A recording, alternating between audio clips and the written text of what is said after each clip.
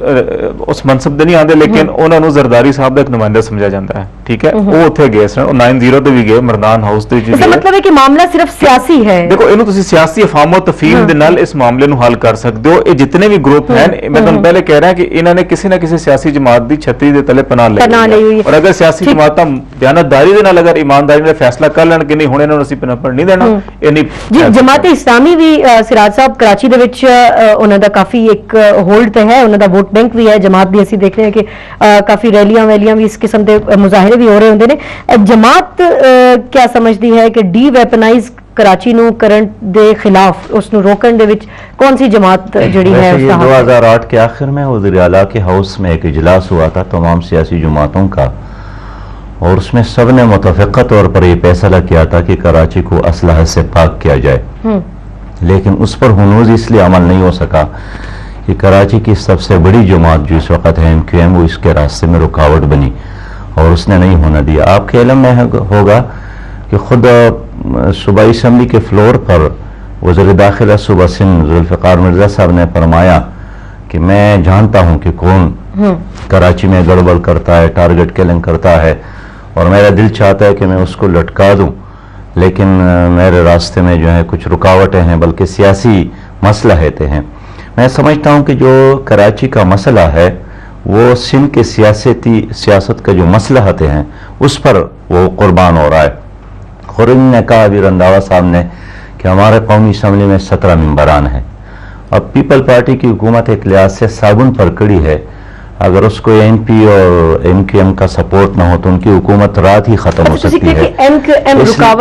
سمجھتا ہوں دیکھیے اس وقت کیا وجہ ہے MQM کا کیا انٹرسٹ ہو سکتا ہے، کیوں نہیں چاہتے کہ ڈی ویپنائز کی جائے؟ ظاہر بات ہے کوئی جرم، کوئی قتل اس وقت تک نہیں ہو سکتا ہے جب تک حکومت میں شامل لوگ اس کو سپورٹ نہ دے، ورنہ آپ کے علم ہے ثانیہ کارساز ہوا، اس کا کیا ہوا، 12 مئی کا واقعہ ہوا، ثانیہ نشتر پارک کا واقعہ ہوا، 19 اپریل کو وکلاء جلائے گئے، ابھی گزشتہ محرم کو 40 لوگ مارے گئے، 4 بلین کا نقصان ہوا۔ اب مجھے بتایا جائے سندھ میں حکومت ہے، کراچی میں MQM کی حکومت ہے، شہری حکومت ہے، تو انہوں نے ان تمام واقعات پر کیا ایکشن لیا؟ اس لیے نہیں لے سکتے کہ سارے لوگ جو اس میں انوالو ہے وہ خود حکومت میں شامل ہیں، ان کو سپورٹ ملتی ہے، اور جب تک MQM اس سیاست کو نہیں چھوٹے، بلکہ یہ جو کہتے ہیں نا کہ پوری ملک میں دہشت گردی ہے، ٹھیک ہے وہ ایک مسئلہ ہے، پوری قوم سمجھتی ہے، لیکن 2004 سے ایک مسئلہ شروع ہوا آپریشن کے خلاف پرویز مشرف کے دور میں، اور اس کے بعد پھر قبائلی علاقوں میں، اس کے بعد سیٹل ایریا میں، اس کے بعد اسلام آباد تک، لیکن کراچی کا مسئلہ 1992 سے شروع ہوا ہے، بلکہ 30 سال سے جب سے کراچی میں MQM بنی ہے وہاں لاشوں کی سیاست۔ جی رنداوا صاحب کیا کہو گے تسی؟ سراج صاحب کا کہنا ہے کہ جدوں تو MQM دا وجود سامنے آیا ہے کراچی دے وچ حالات نارمل نہیں ہو رہے۔ ہاں جی بالکل انہاں دی گل صحیح ہے، جدوں دا MQM دا وجود بنیا ہے ادوں دا جڑا ہے نا وہ کراچی دے حالات، کیونکہ انہاں دے رحم و کرم تے سن لوگ، انہاں نے انہاں نوں محکوم بنایا سی، غلاماں والی زندگی سی، یہ حاکماں دا کردار ادا کرن دے سن، لوگاں نوں انصاف نہیں سی ملن دیا، ترقیاتی کوئی کم نہیں سی ہون دیا، شہر دی حالت ابتر ہوئی پئی سی، اس واسطے یہ سکون ہی سکون سیگا، کیونکہ اپنے حق واسطے کوئی آواز بلند نہیں کردا، جڑا لوگ جڑا انہاں دے خوف تے ڈر کو جڑا نا وہ سہمے رہندے سن، لیکن جدوں اپنے حق واسطے تے سچ واسطے تے انصاف واسطے جدوں لوگاں نے آواز بلند کیتی ہے تے حالات تے خراب ہونے ہی سن، کیونکہ انہاں لوگاں نوں یہ چیز پسند نہیں سی، انہاں نے ہر حالت انہاں لوگاں نوں دباؤن دی کوشش کیتی ہے، انہاں لوگاں نوں ختم کرن دی کوشش کیتی ہے۔ کنہاں نے دباؤن دی کوشش کیتی ہے رنداوا صاحب؟ نہیں جس طرح انہاں نوں گل مکمل کرن دیتی ہے، کائنڈلی مینوں بھی تو مکمل کرن دو نا پھر۔ جی جی جی جہاں جدوں تک اسلحے دی گل کرن دے نے کراچی دے وچ، کہ اسلحے دی فیکٹریاں کراچی دے وچ لگیاں نے، کہ اسلحے دی فیکٹریاں جڑیاں نے وہ کیڑی جگہ تے لگیاں نے؟ ہاں اساں کہنے ہیں کہ اسلحے نوں ختم کیتا جائے،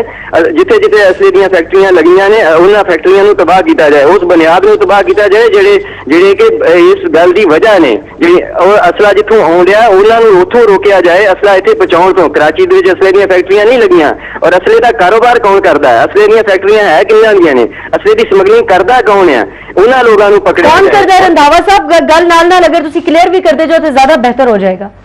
ਨਹੀਂ, ਇਹ ਚੀਜ਼ ਕੋਈ ਛਪਾਉਣ ਵਾਲੀ ਆ। ਖੈਬਰ ਪਖਤੂਨਖਵਾ ਚ ਅਸਲੇ ਦੀਆਂ ਫੈਕਟਰੀਆਂ ਨੇ ਸਾਰੀਆਂ, ਉੱਥੇ ਬਹਿ ਕੇ ਮੈਂ ਤਾਂ ਨਹੀਂ ਬਣਾਉਣ ਡਿਆ, ਉੱਥੇ ਬਹਿ ਕੇ ਸਿੰਧੀ ਤਾਂ ਨਹੀਂ ਕੋਈ ਬਣਾਉਣ ਡਿਆ, ਉੱਥੇ ਕੌਣ ਬਣਾਉਣ ਡਿਆ ਹੈ? ਮੈਂ ਕਹਿੰਦਾ ਇਹ ਜਿਹੜੇ ਪਖਤੂਨ ਨੇ ਉਹ ਆਮ ਪਖਤੂਨ ਸਾਡਾ ਭਰਾ ਆ, ਆਮ ਪੰਜਾਬੀ ਆ, ਆਮ ਸਿੰਧੀ, ਆਮ ਬਲੋਚ ਸਾਡੇ ਸਭ ਭਰਾ ਨੇ, ਲੇਕਿਨ ਉਹ ਲੋਕ ਜਿਹੜੇ ਕਿ ਇਹ ਕਾਰੋਬਾਰ ਕਰਨ ਦੇ ਨੇ, ਮਾਫੀਆ ਦਾ ਕਿਰਦਾਰ ਅਦਾ ਕਰਨ ਦੇ ਨੇ, ਦੂਸਰਿਆਂ ਦੇ ਹੱਥਾਂ 'ਚ ਖੇਡਣ ਦੇ ਨੇ, ਉਹ ਬਿਲਕੁਲ ਸਾਡੇ ਭਰਾ ਕੋਈ ਨਹੀਂਗੇ ਔਰ ਅਸੀਂ ਚਾਹੁੰਦੇ ਹਾਂ ਕਿ ਉਹ ਸਿੱਧੇ ਰਾਸਤੇ ਤੇ ਆਉਣ।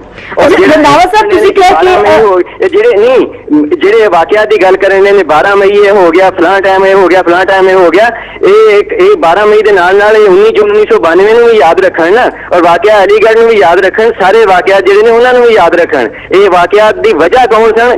ਔਰ ਉਹਨਾਂ ਦੀ ਵੀ ਗੱਲਬਾਤ ਕਰਨ, ਉਹਨਾਂ 'ਚ ਹੋਇਆ ਕੀ ਹੈ ਇਸ ਚੀਜ਼ ਦੀ ਵੀ ਗੱਲਬਾਤ ਕਰਨ। ਔਰ 12 ਮਈ ਔਰ ਇਹਨਾਂ ਚੀਜ਼ਾਂ ਸਾਰੀਆਂ ਜਿਵੇਂ 19 ਜੂਨ 1992 ਚ 15,000 ਲੋਕਾਂ ਨੂੰ ਮਾਰਿਆ ਗਿਆ MKM ਨੂੰ ਖਤਮ ਕਰਨ ਵਾਸਤੇ, ਔਰ ਉਹ ਉਹਨਾਂ ਦੇ ਜਿਹੜੇ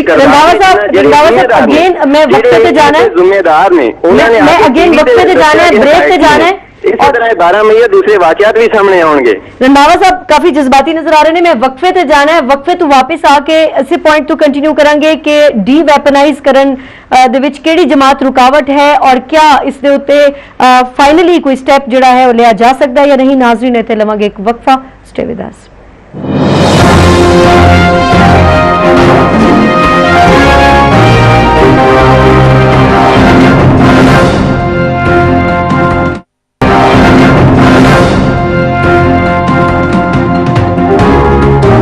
जी नाज़रीन, प्रोग्राम में एक बार फिर खुश आमदीद।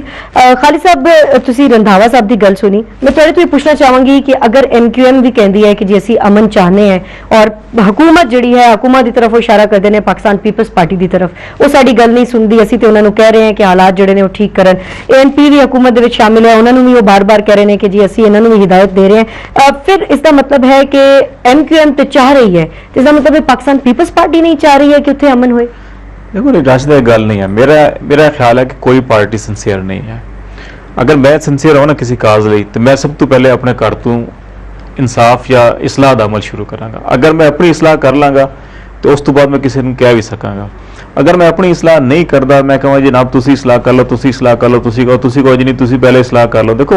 अगर हुण भी असीं पिछले 30 मिनट तो गुफ्तगू कर रहे हैं तो इस वक्त भी देखो कि एक दूसरे के उत्ते सियासी जमातां की इल्जाम तराशी के उत्ते ज्यादा फोकस हो रहा है। मैं अगे नहीं गल करांगा कि देखो सब तो पहले सानू एहसास अपने दिल च एहसास पैदा करना होगा बड़ी दयानतदारी दे नाल, हट के जी कतई नज़र के जिसी ANP दे नाल, MQM दे नाल, जमात इस्लामी दे नाल, PS पार्टी दे नाल, सानू सब तो पहले पाकिस्तानी होकर सोचना होगा।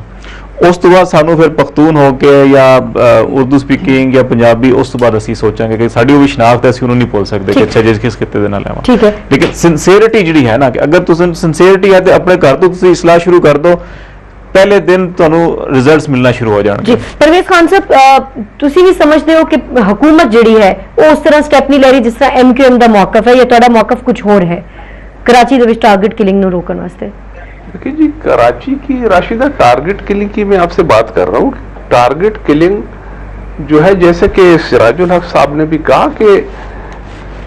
टारगेट इस तरीके से नहीं है जिस तरीके से इसको पेश किया जा रहा है, लेकिन हम ये समझते हैं कि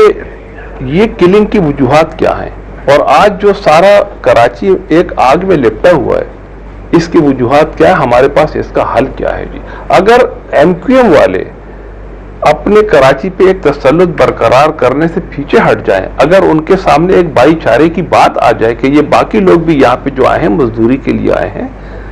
इनका भी यहाँ पे रहने, लेकिन वो कह रहे हैं कि ऐसी थे अमन चाहने, ऐसी थे कह रहे हैं हुकूमत इस नोटिस है और अमन कायम करे, डीवेपनाइज करने भी वो तैयार है जी। अमन की बात हम इनसे क्या कहेंगे, ये